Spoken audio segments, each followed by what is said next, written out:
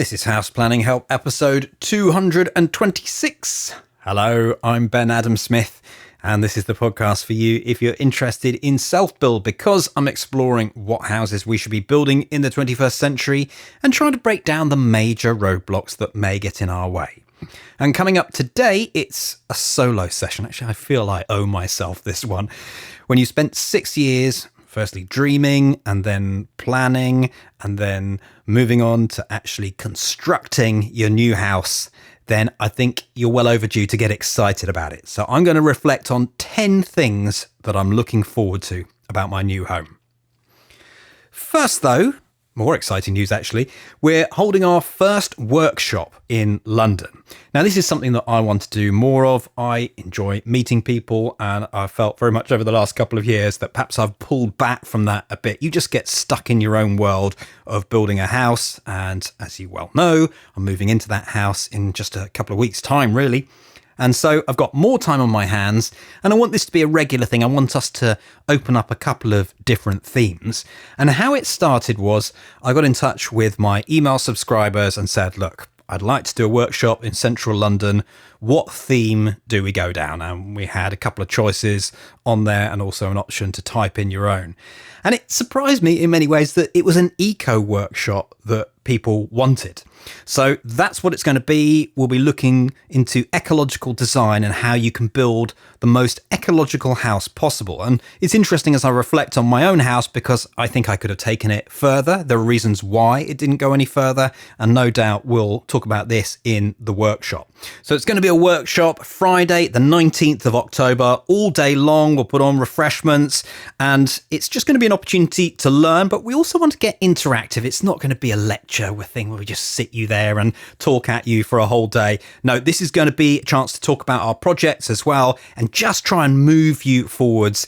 And what we're hoping for is that you get some clarity by the end of the day of what is possible within your world, because I think we'll all be reaching for slightly different targets. Nothing wrong, but you've just got to know yourself, your project, your finances, who you're building with, all these sorts of things.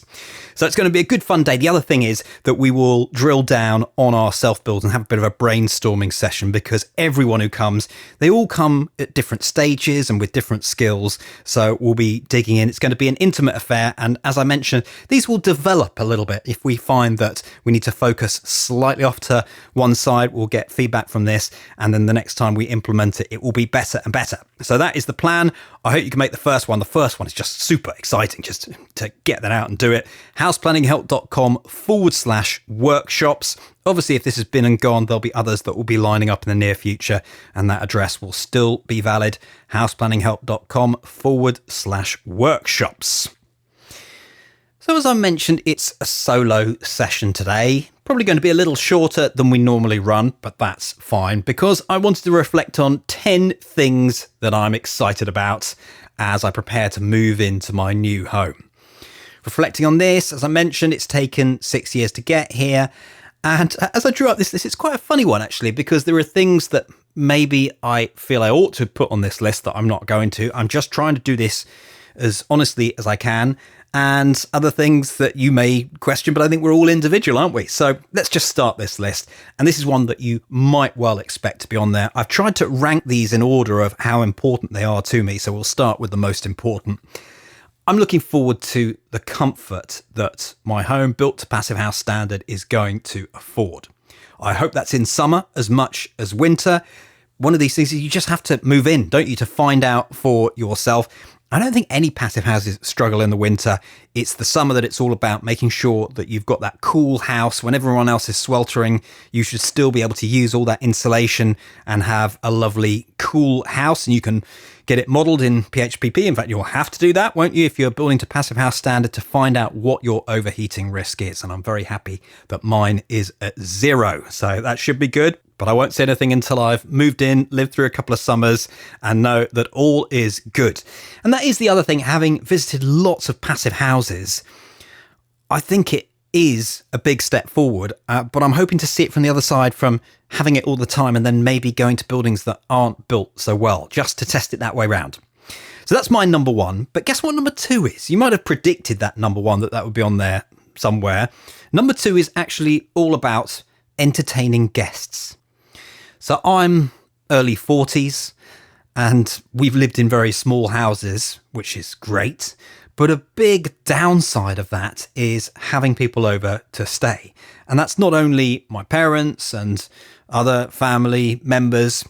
Some can sleep on the floor, and that's great, but you don't really want that for your parents.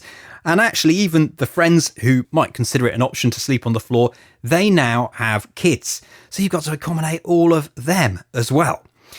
And this is where the house is quite exciting because we have one dedicated guest room, but also we can be clever with space and use a number of different spaces and just open it up to be other guest rooms, but actually they're still being used every day. My office, for example, will do double duty, switch around. That will be another guest space. Also, we thought about the kids' rooms, that they're slightly bigger than perhaps you might have a kids' room normally. But the reason is that we can get my son going in with my daughter. They can stay together. And then guess what? We've got another guest room there for kids of the friends that we've got staying. So that is just going to be so exciting. Also, as my parents get older and other family members, it's just nice to think we've got this on the ground floor. They can come and stay whenever they want. It's way time that we're giving back to them. So definitely number 2. I did toy with thinking, is this number 1 really? Is it the comfort? Is it here? So I don't know. It was a close battle between those two right at the top. Number 3, again, another strange one here. If you think these aren't going to feature on the list, the energy efficiency, the quiet atmosphere in there. Well, it won't be quiet with children. Maybe that's why I haven't put it on there. But I am really looking forward to having a quick way to dry clothes, towels if it's in the bathroom. This is just one of the huge benefits. And it seems like such a little thing, but it's not a little thing because when you get out of the shower and you've got a damp towel and you have to have that for half the year, it gets a bit better in the summer. Or actually it might be the other way around because the radiators come on, don't they? So your towel's dry. Maybe it's the summer where you get the wet towel syndrome. So just having a passive house where it's going to be taking all the damp air out of the bathrooms, and those towels, I've seen it happen in other passive houses, will dry really quickly, and in the utility room as well. It's going to be a big win as far as I'm concerned. Strange point number 4 on my list of 10 things that I'm excited about as I get ready to move into the new house. Having no loft. Yeah. What's all that about? Well, I'll tell you what it's about. It's having gone up into lofts for the last 15 years. They're tight up there. You have to walk up a ladder. We've actually had it that it's this stupid thing that it doesn't even have a ladder, the loft hatch. So we've had to bring in ladders from outside. And you know what? I am always the person that has to do it. I'm sure my wife can lift up a ladder and go up into the loft, but who does it? Yep, me. So I'm just so excited about having built-in storage everywhere in this new house. We don't have lots of spare rooms, but we've got little secret places for storage. We have got one dedicated space, which is a room that we can lock. But I just like that idea of having it in the house. And I do hope we never think, oh, well, hold on, that could be another bedroom, or we could do that, because I just like the idea of storage where actually I will go through a door all on the same level, get out something, job done. That's exciting. Number 5, this doesn't even really connect to the house other than being able to pay back all the good service and will that's been out there, showing other self-builders around the house. So I have been incredibly fortunate, as I think a lot of self-builders are, that I've just got to see other houses. Sometimes people don't even know me and they let me in, they answer my questions. So that's going to be a great thing as and when these opportunities come up to share information, share the things that I've done well, the things that we haven't done so well, and hopefully, maybe cook some biscuits for them, give them a meal or whatever, just pay back all that goodwill that has come my way over the last 6 years. Number 6, I'm going for a fresh smelling house. So this is definitely MVHR related, as was the quick way to dry the clothes a little bit earlier on. But I've noticed this, particularly when we go away and we come back into this rental house, even the Victorian house we had before that, they just have this stale odour in here when you get back, even when we're not drying clothes or anything like that. But you do need the windows open to refresh things. So I'm hoping as we move into the passive house, it's just going to smell fresh or neutral or whatever it might be. And we're going to notice that when we open the door and we've been away for a couple of days, it's not, oh dear, let's open every single window and try and get a blow through here. Number 7, this is perhaps one that's more down to space, and that's having a vegetable garden. We could have done that in some of our gardens. We've moved from a town out to the countryside now. That's where we're heading. So yes, there are ways of doing it in the town, but I must admit, I haven't even got started there. And that's just going to be exciting overall. It's a blank canvas, the garden. We've got a plan. I'm going to have to go on a money-making binge to try and afford our landscaping designs, because I think it would be lovely to implement them. But at the moment, we don't have any great strategy of how we're going to afford that. We can do lots of things ourselves. I think that's one advantage, that I love gardening and I don't love DIY, and I'm a DIY disaster. So I'm happy to talk about it and get other people to do it. In the garden, it's a different matter.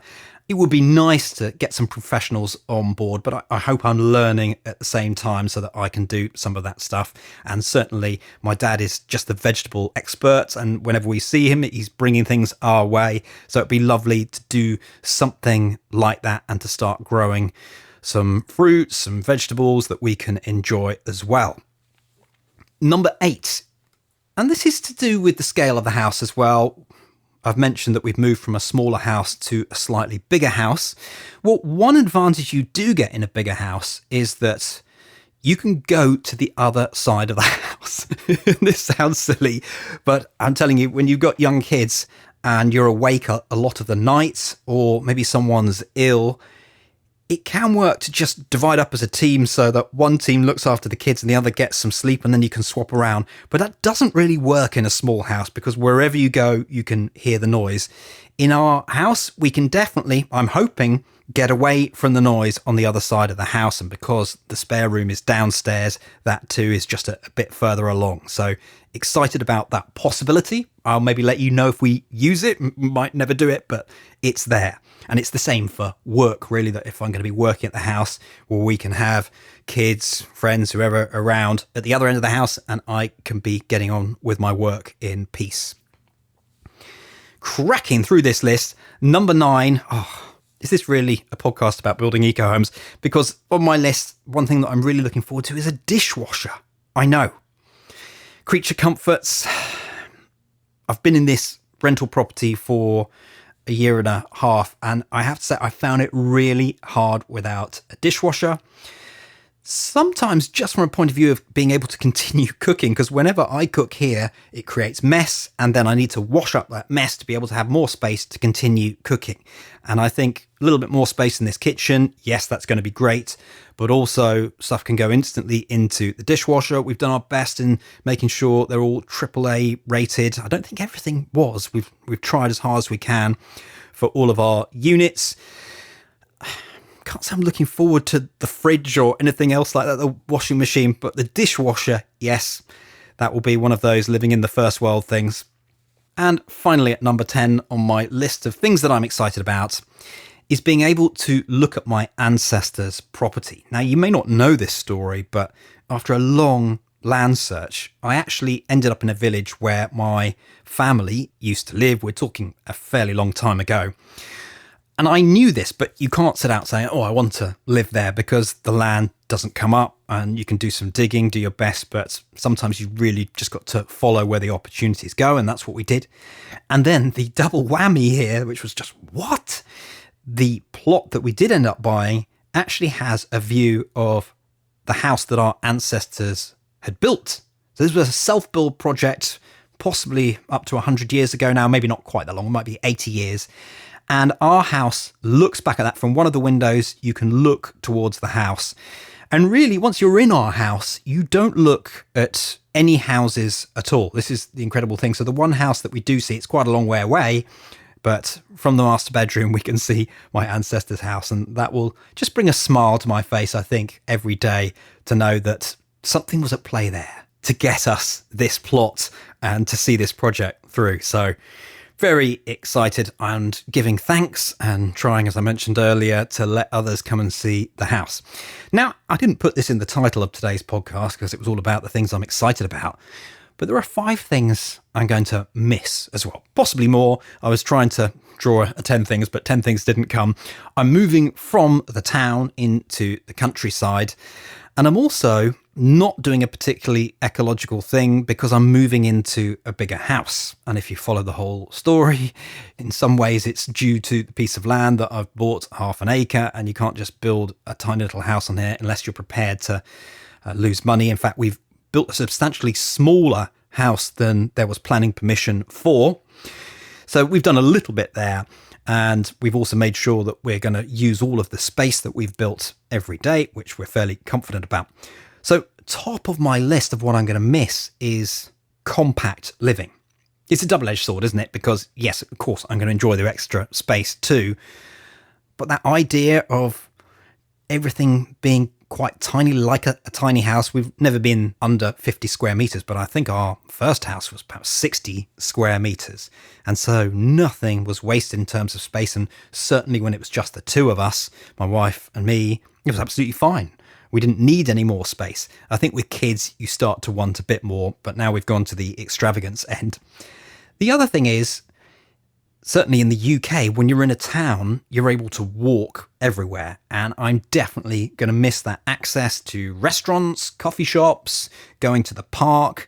We're lucky that the village that we're moving to does have a school, for example, where my son's going to be. So we'll walk there, some pubs, a village shop. So it's got a few amenities, but really we're going to have to drive to anything else beyond that.